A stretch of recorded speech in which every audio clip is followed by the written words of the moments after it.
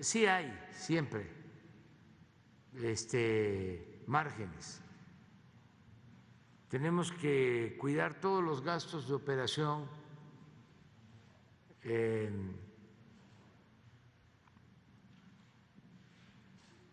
Ayer hablaba yo de que no hemos comprado vehículos nuevos.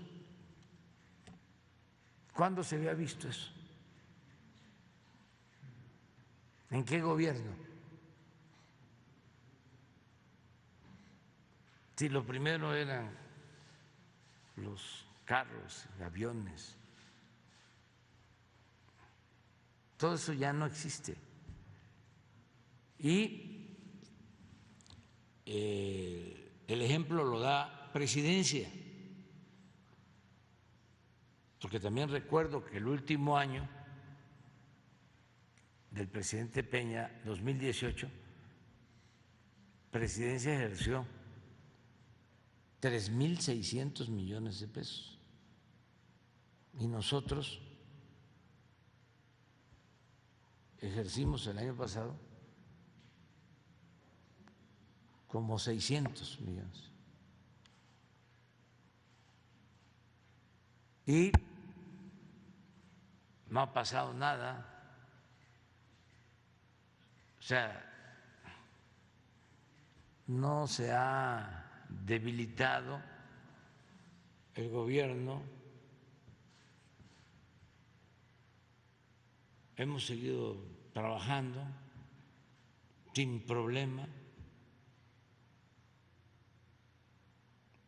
Entonces, en todos lados hay forma de hacer esfuerzos para hacer ajustes y sobre todo también no permitir la corrupción. Es que siempre lo he dicho y me voy a seguir repitiendo, la corrupción no es una pandemia, es una peste. La corrupción es el principal problema de México, era lo que impedía avanzar. Un país extraordinario, con muchísimas riquezas naturales, con un pueblo bueno, trabajador, pero con una banda de malhechores en el gobierno. Y en el poder.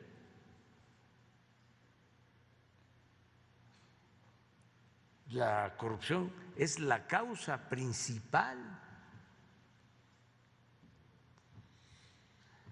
de la desigualdad económica y social, la corrupción.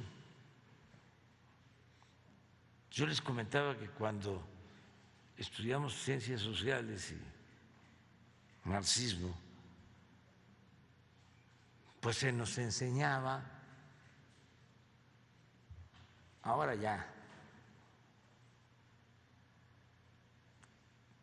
no hay marxismo ni teorías sociales,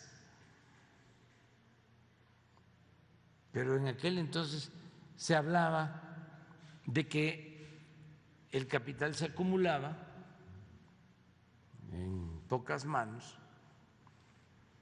por la explotación del trabajador, por la plusvalía, por la ganancia que obtenía el burgués al explotar al proletario.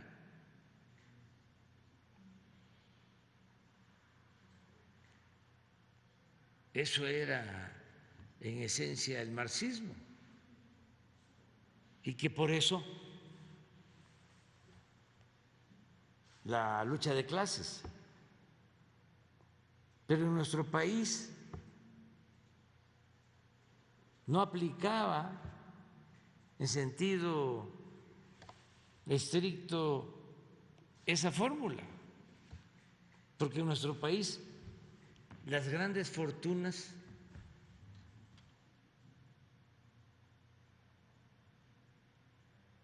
muchas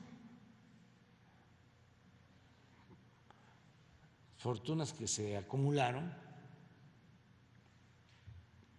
hay excepciones, no podemos generalizar, pero la mayoría de las fortunas de México se construyeron al amparo del poder público, mediante la corrupción.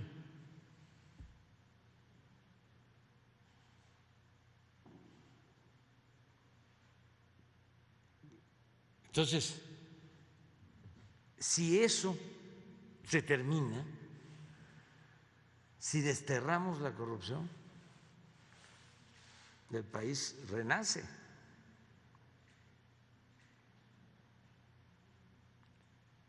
De eso depende. Y también de un recto proceder, lo que decía Juárez, que el servidor público se acostumbre a vivir en la justa medianía. La austeridad no es un asunto administrativo, es un asunto de principios. Entonces yo sí pienso que todavía podemos avanzar más sin despedir trabajadores. Porque los neoliberales inventaron lo de la austeridad, la variable austeridad, pero siempre pensando en despedir trabajadores y en recortar salarios a los de abajo. A mí me costaba un poco explicar en Europa a personas de izquierda, cuando les hablaba yo de austeridad, porque no querían escuchar esa palabra, porque en efecto en el modelo neoliberal austeridad es despedir trabajadores, reducir sueldos, mantener privilegios arriba y despedir trabajadores. Lo que hicieron durante mucho tiempo en Pemex, por ejemplo, que creció y creció el número de trabajadores de confianza que cobraban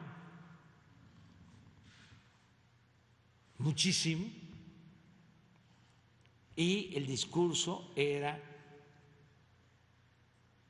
de que costaba mucho la nómina de Pemex, porque había muchos trabajadores y por eso despidos masivos de trabajadores. Pero arriba seguían creciendo y eran menos que los de base o los sindicalizados, pero proporcionalmente recibían más. Ese era el concepto de austeridad, muy distinto a lo nuestro. Aquí es de arriba abajo. Entonces sí hay forma, ¿eh? Y lo otro que me preguntaste es… También ya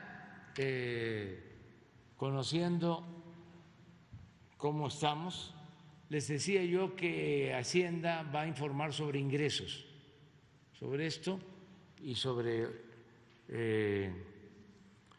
otras fuentes de financiamiento.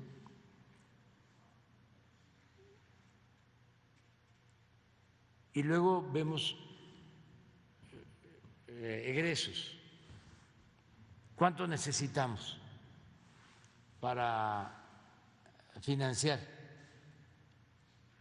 los programas de bienestar, los programas de desarrollo? Adelanto de que no vamos a tener dificultad. No vamos a detener ninguna obra. Tenemos para terminar este año. No hay subejercicio.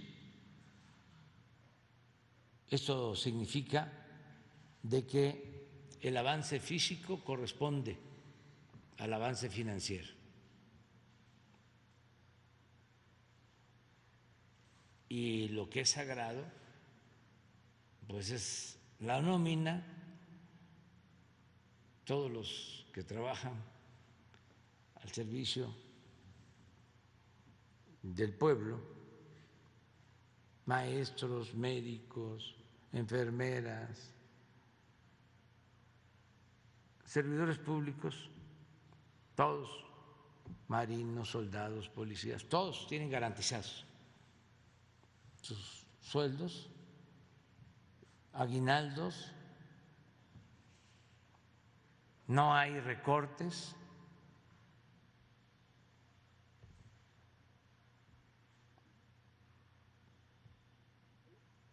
Y eso es lo que vamos a ver hoy. Y vamos también ya a empezar a proyectar el presupuesto que por ley tenemos que enviar en estos días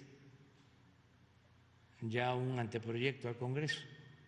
¿Cuándo deben renunciar los funcionarios que quieren participar en procesos electorales?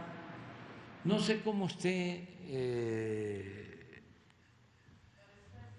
el estatuto Pues es conforme a la legislación local de cada estado. Se abren los procesos. Sí, y también los estatutos, ¿no?, de los partidos. No tengo el dato exacto.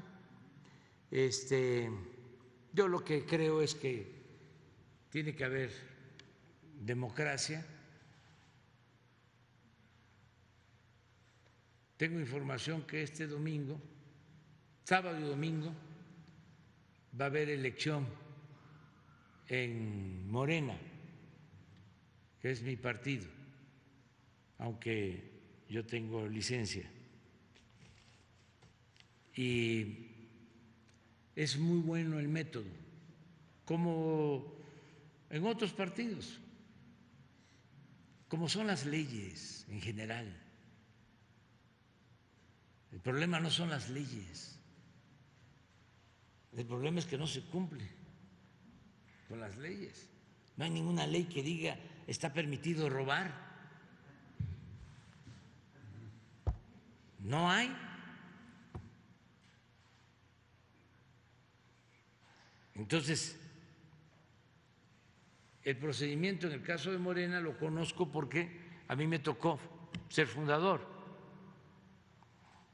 de ese partido y me tocó participar en la elaboración del estatuto.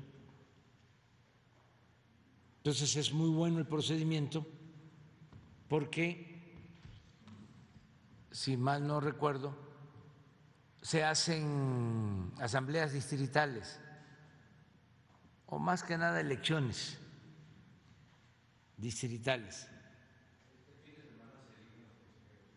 Eso es. Entonces, en esas elecciones, bueno, primero se hace una convocatoria y se inscriben candidatos, en este caso a consejeros.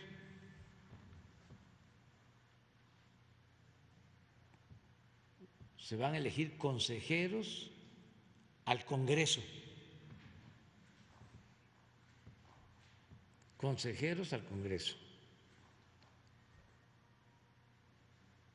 en los 300 distritos. Entonces se inscriben, si en un distrito se inscriben 50, 100,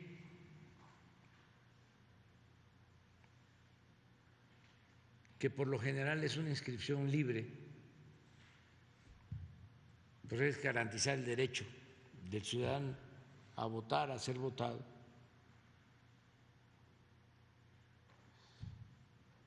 Si son 100, se entregan las boletas de los 100 nombres en el distrito. De ahí el ciudadano que participa, militante o quien se inscriba como militante, va a votar, creo que a 10, ¿sí? 10, porque de esos 100 van a salir 10, 5 mujeres y 5 hombres.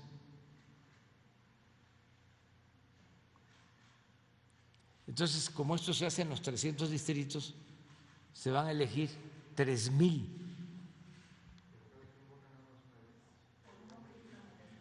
Consejero, bueno, ustedes saben. Entonces,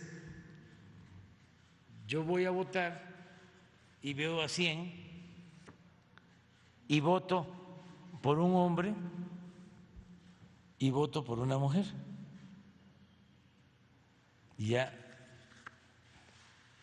deposito en la urna. En el recuento, el que tenga más votos, pues ese sale de consejero, que serían, de acuerdo a la votación, 5 hombres y 5 mujeres, o sea, los 5 hombres más votados y las 5 mujeres más votadas. Entonces es, la verdad, democrático.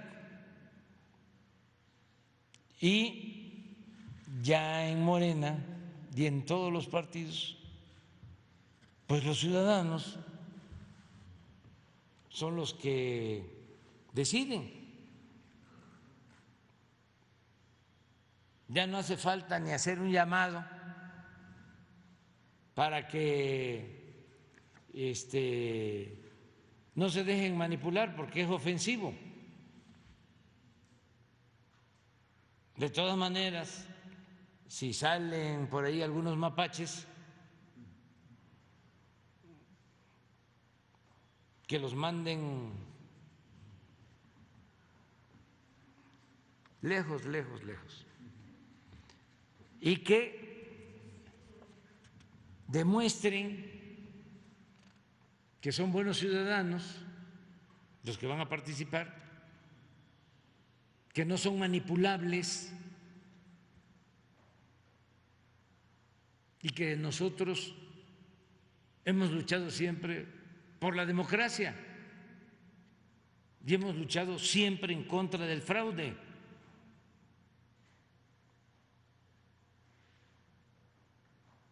Y que la libertad no se implora, se conquista. Y que solo siendo masoquistas se acepta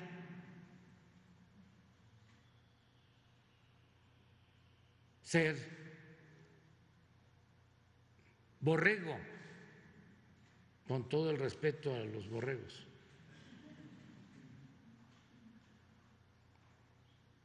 Y que si llegan ahí, traigo línea, yo soy el bueno.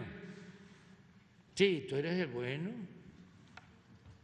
tú vas a pasar a la historia, tú eres el bueno, vas a pasar la historia, pero al basurero de la historia. Es que, mira, aquí tengo yo foto con Andrés Manuel, ni compañero, ni amigo, jugamos canicas juntos. Pues sí, puede ser, pero eso no cuenta. Y no hay dedazo. Y evitar ser acarreado. Nada de que ¿A dónde vas?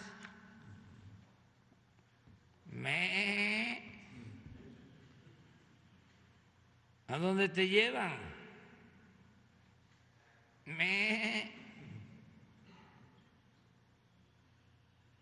Y que te estén repartiendo papelitos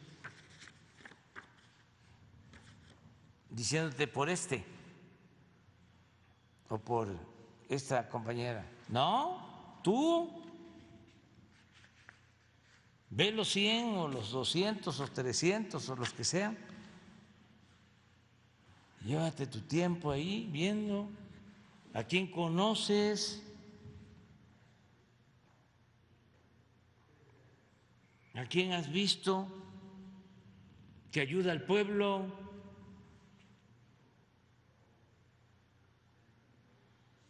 ¿A quién le ves cara de buena gente, que tiene buenos sentimientos, que le tiene amor al pueblo? No.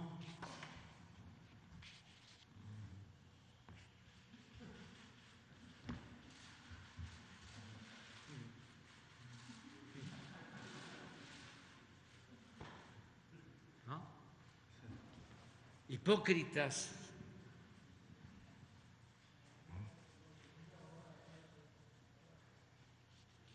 farsantes,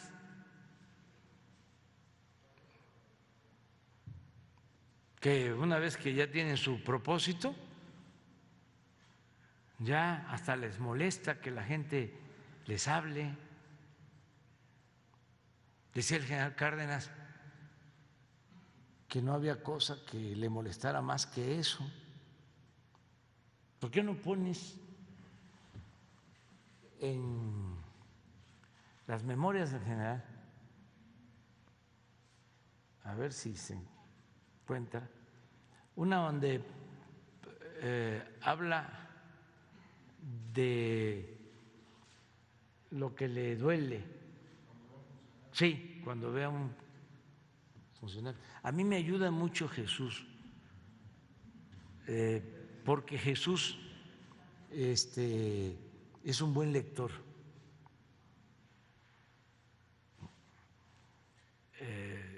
El que está acostumbrado a leer sabe. Esto también para no dejar de leer. No es lo mismo, las redes sí ayudan mucho, ¿no? Pero no hay que dejar de leer historia, filosofía, literatura. En los grandes literatos hay lecciones para ser un buen político, para ser un buen periodista, para ser un buen ciudadano. Entonces, por eso me ayuda, porque sí tiene conocimiento, sabe, por ejemplo, que el general Cárdenas escribió un diario. Antes se acostumbraba, los políticos hacían diarios, todos ellos terminaban su jornada del día, y esto era nacional y era internacional. El Che tenía su diario.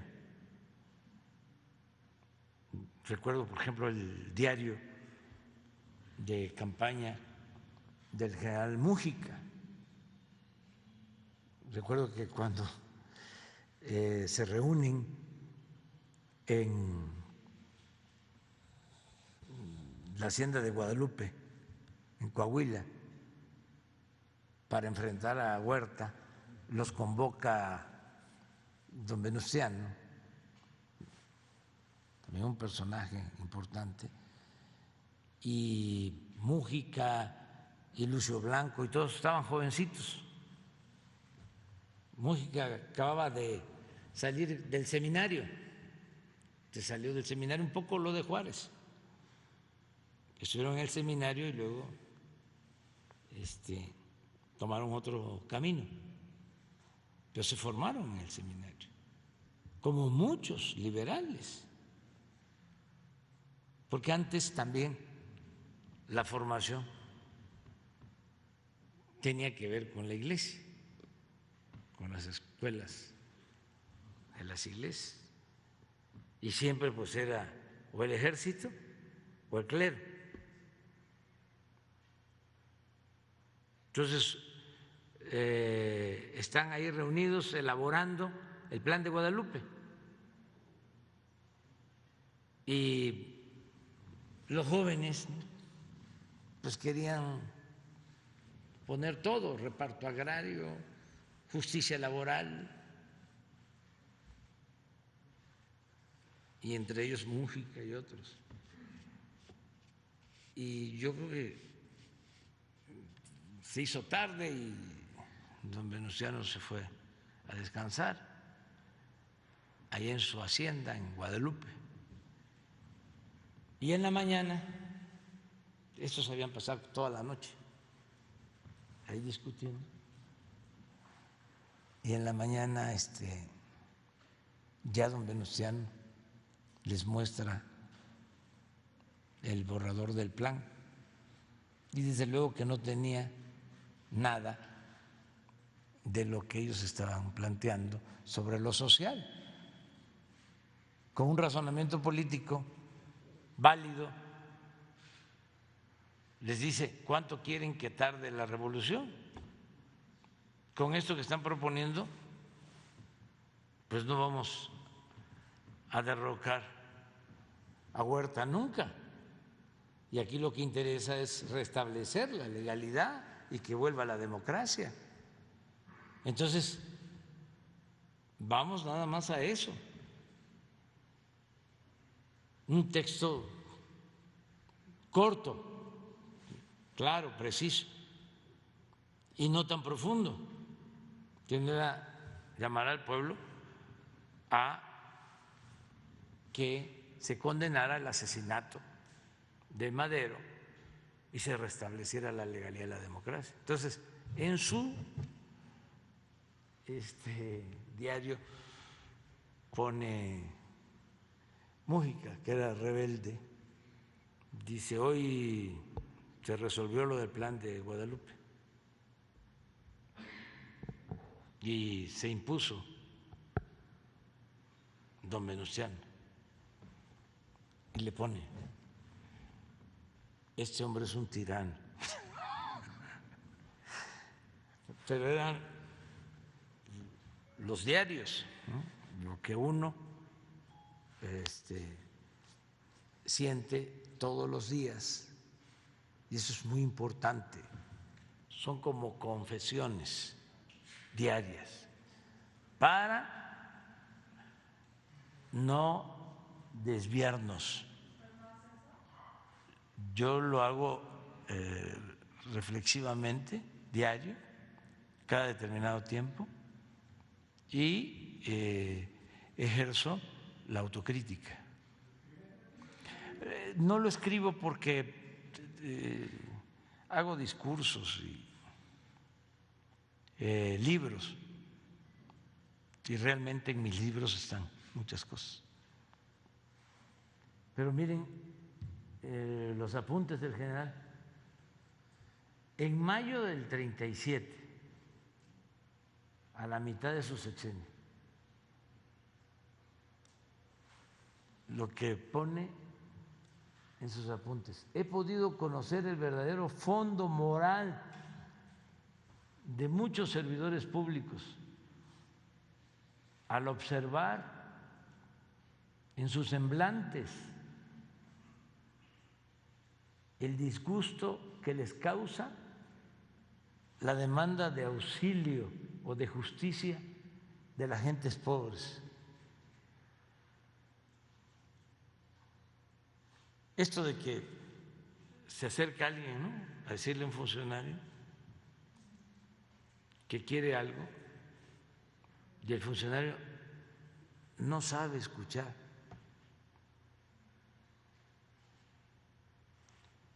Y hay otra anécdota también, que no es apuntes, pero que tiene que ver con lo mismo. Fíjense lo que escribe. Entonces pienso más en la tragedia interminable de nuestro propio pueblo. En una ocasión, esto lo platicaba Martínez de la Vega, acompañaron al general, ya era expresidente, a Oaxaca, iba en un carro y entonces habían unas mujeres y lo pararon.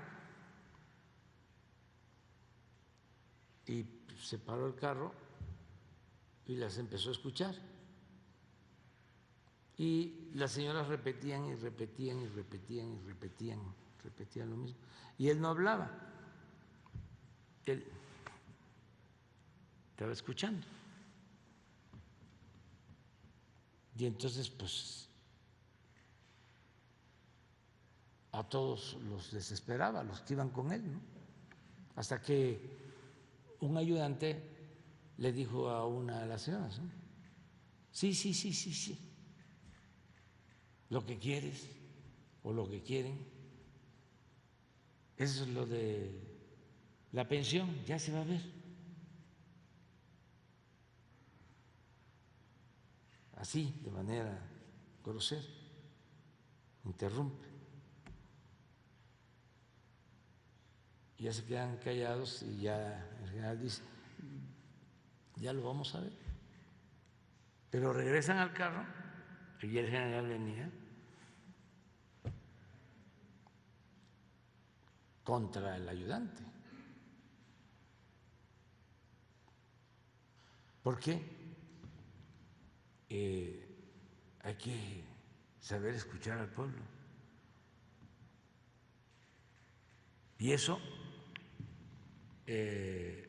lo tienen que tomar en cuenta los políticos, sobre todo los que buscan la transformación. No se puede hacer política sin pueblo, no se puede hacer política sin amor al pueblo y no se puede hacer política con trampas. El que hace trampa, el que no es respetuoso de la voluntad popular, el antidemocrático, no es de izquierda, el corrupto no es de izquierda.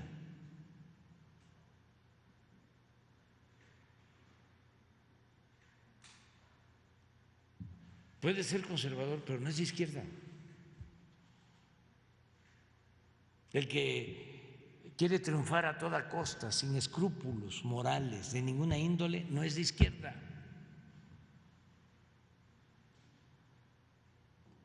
Ese es conservador, oportunista,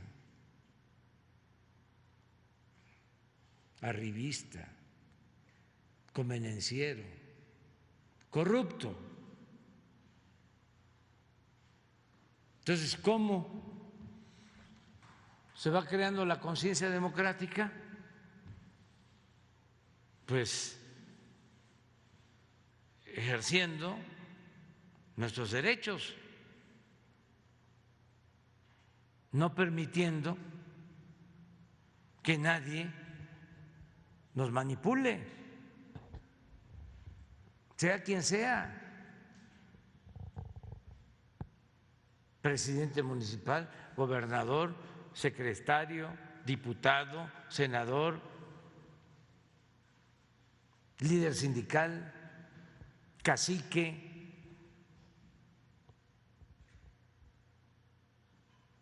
No, que cada quien decida, que seamos auténticos ciudadanos, no ciudadanos imaginarios.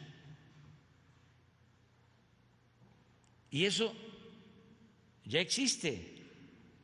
Ayer, antier, hablaba yo que eso es lo más importante de México en estos tiempos. son de los cambios más importantes, pero también todavía hay esas rémoras del antiguo régimen, de sus vicios, de esas malas mañas. Entonces, si va a haber una elección, que cada quien decida libremente, que no hay injerencia de nadie, y también que no se simule, porque si la gente no acepta a alguien o no vota por uno, no por eso ya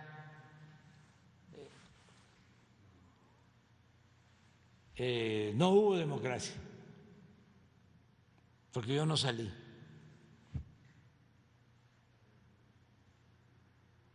No, respetar a la gente, respetar al pueblo, la voluntad de la gente, la voluntad del pueblo.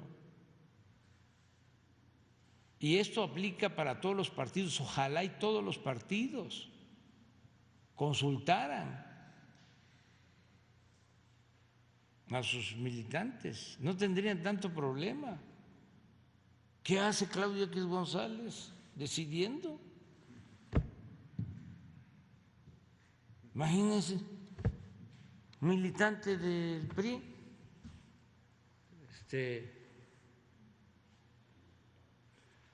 que conoce la historia de ese partido, que fue un partido surgido del movimiento revolucionario,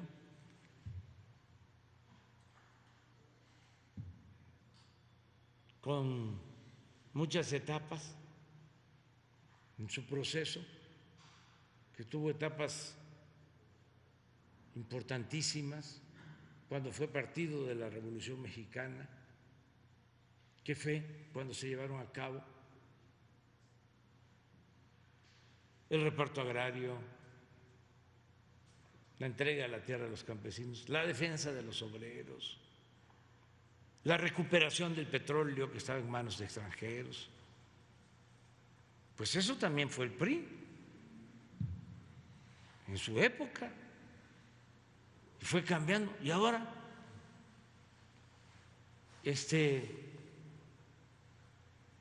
un grupo de oligarcas corruptos van a decidir.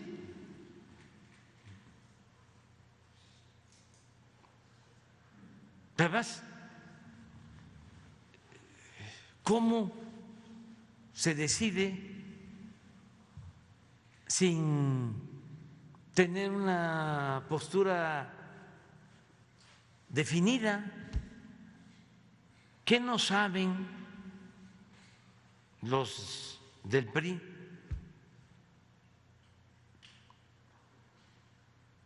Que el PAN surgió un año después de la expropiación petrolera para oponerse a esa decisión patriota del general Cárdenas. ¿Ya se les olvidó? ¿Ya se les olvidó de que el PAN nunca quiso el reparto agrario, que nunca quiso el ejido? ¿Ya se les olvidó que el PAN nunca quiso que se entregaran los libros de texto y que hicieron manifestaciones en contra de López Mateos, que fueron los libros donde nosotros estudiamos?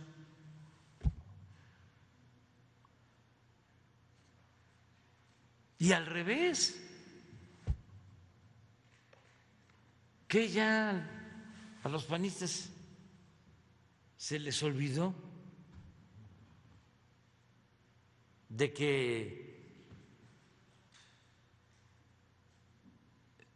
les hacían fraudes los del PRI.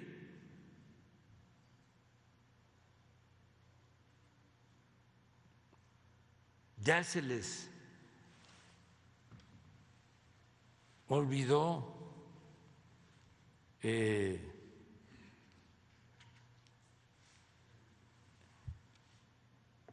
supuesto daño del general Cárdenas, de López Mateos. Ya se les olvidó de que se buscaba la nacionalización y se logró la nacionalización del petróleo, de la industria eléctrica. Bueno, entonces, ¿cuál es la diferencia? ¿O de qué se trata?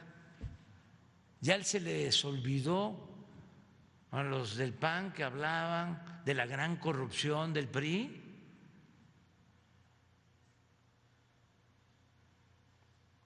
¿Ya quedan exonerados todos?